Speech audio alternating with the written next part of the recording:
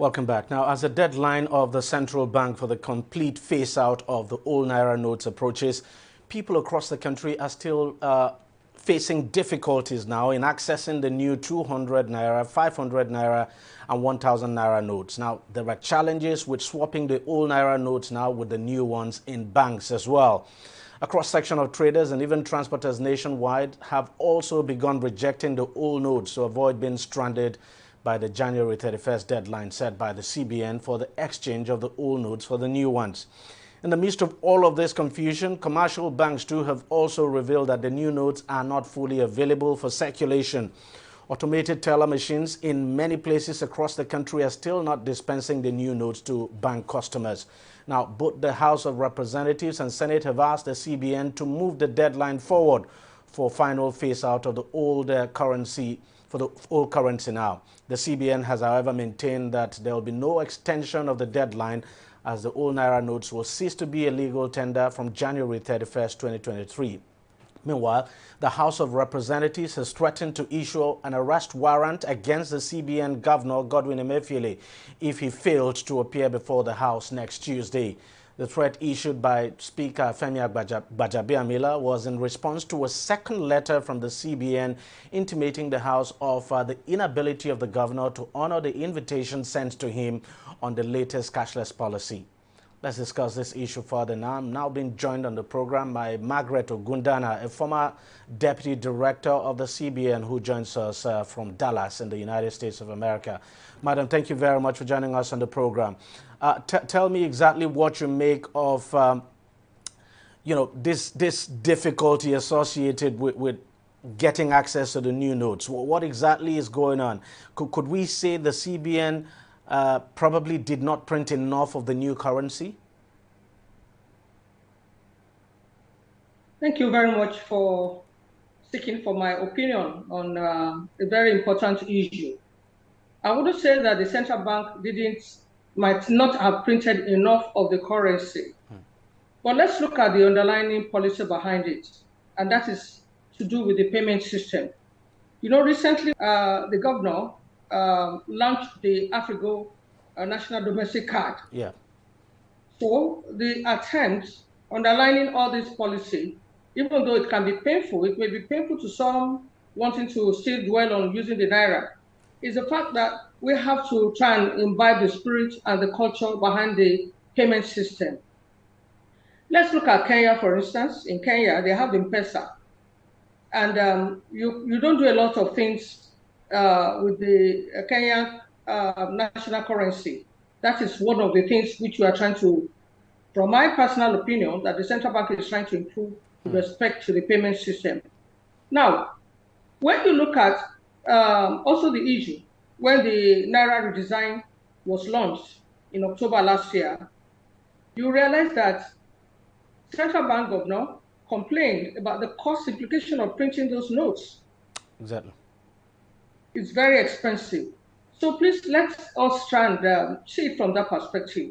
And remember that the national economy is very huge with respect to debt overhang.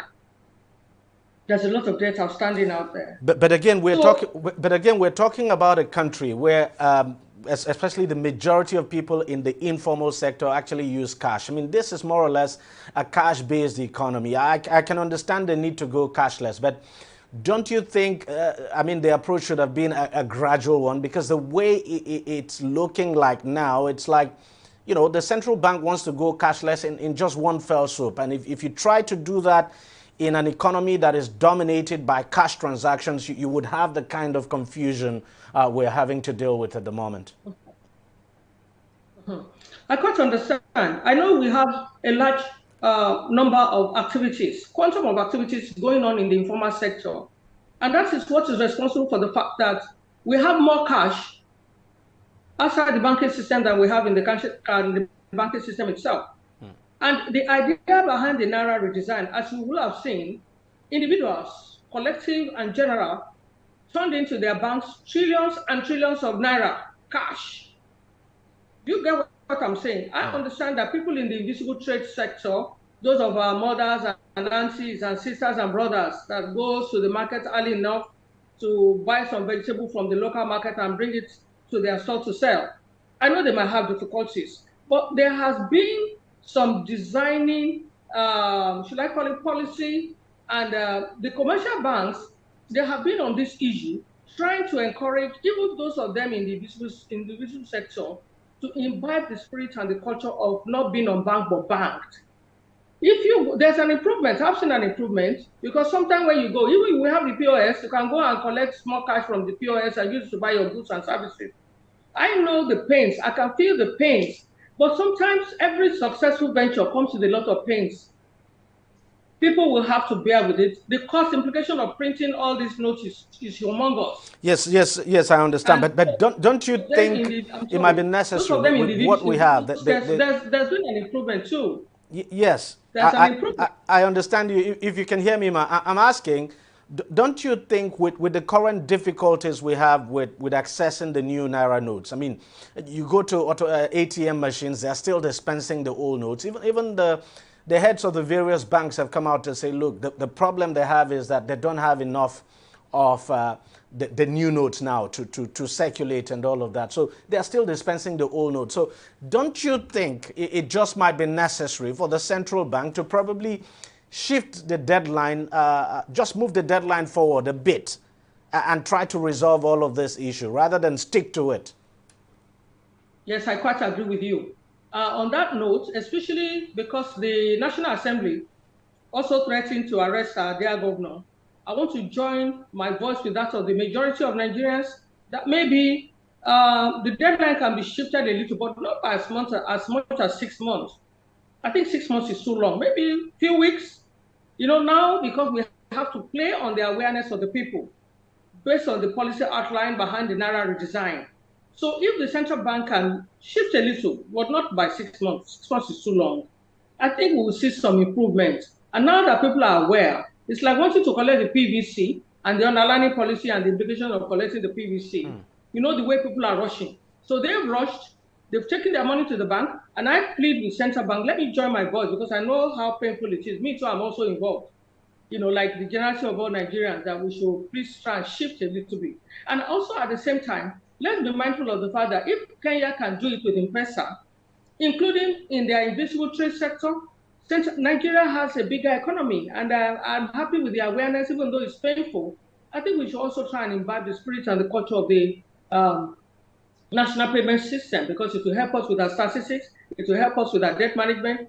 It will also help to know for near accuracy how much money do we really have in the banking system, because it really constrains a lot of statistical analysis when you realize that the quantum of money outside the banking system is even far much more than what we have in the banking system. And that is why at times when you base the policy recommendations only on what is available in the system, the quantum of money in the system, that's why we have policies which really are not as effective as much as what the underlying objectives must have been. So it's a good thing. The Naira redesign policy is good. I'm also joining my own voice with that of the generality of Nigerians that the central bank governor and the team should please shift a little bit, maybe for a couple more weeks, but not by as much as 6 months, at least to assuage the pains and let everybody know that the policy will be in favor of everybody at the end of the day, because I'm happy with the awareness, even though it can be painful and it's a little bit painful.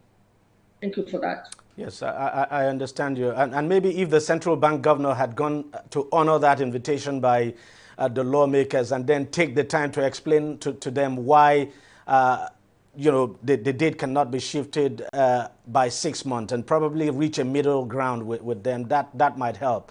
But this idea of not honoring their invitation at all, which of course has led to this threat to issue an arrest warrant against him, certainly it just doesn't make sense. Yeah, no, it's such a pity. Let me also say something. When you occupy a position of leadership, uneasy lies a head that wears a crown. You understand? There's an underlying policy, and there has been a notification that this notice will be for about 3 months or so, since October last year. And people turned out and deposited their money, the old Naira notes, in their various banks. And I hope the National Assembly, the House of Rep, will not continue or go ahead with the threat to But arrest. then shouldn't the central bank governor honor that invitation? I mean, it's just an invitation, and if he goes there, he could explain better to them. They can see reason with him, but not to go at all. I mean, yes. Do you think that's advisable? It's not advisable, but you know, all these things have a political undertone. The president has already approved the position of the central bank governor, and I think, and I'm sure, nobody is above the National Assembly. Of course. That is part of the Constitution of Nigeria. And I believe that he's also, the governor will try and see reason why he should honor the invitation. At the end of the day, I'm sure there will be an amicable settlement. I hope and pray it will not get to him being arrested, as had been threatened. But definitely, the governor himself is in a very difficult position because already a deadline has been issued for everybody to turn in their notes. And I'm sure the governor and his team will be working almost 24/7 as we used to do in my days to ensure that whatever policy we have out there works in favor and for the benefit of the generality of the people. I'm sure they will make sure that the new naira roads are available as much as possible and as quickly as they can. And also that shows the dynamisms and the rhythm of an economy of Nigeria, which is supposed to be the biggest and the largest in the continent of Africa. So I also join my own voice to appeal to our dear governor that he should try and honor the invitation of the House of Representatives and shift and have a middle ground kind of position so that those pains on the people will be less, since everything is still, at the end of the day, will be in favor of the Nigerian economy and by a large extension, everybody else. All right, Margaret Ogundana, a former Deputy Director of the CBN, that's the Central Bank of Nigeria. Thank you very much for coming on the program. Thank you. Thank you for inviting me. Happy New Year. Happy New Year. Thank you very much, madam. Well, we'll take a short break now, and we'll be right back. Stay with us. Don't go away. Opinions are free. Facts are sacred. But truth is universal. How, in practical terms, can we, for instance, de-escalate the tension? President must see himself as the President of the Federal Republic. We know where the enemy is. 3 places. The Lake Chad Basin, the border area between Nigeria and Cameroon, and then the Sambisa Forest. On DEJI360, we give you a complete dose of everything. Opinion, facts, and undiluted truth. I hardly believe what politicians say in this part of the world. A new Nigeria is possible, a future is possible. We delve into the issues, dissect it so that you can understand it, and use it to take action. I don't think there's any need for any governor to look for grant for ranching. DEJI360, dissecting the issues.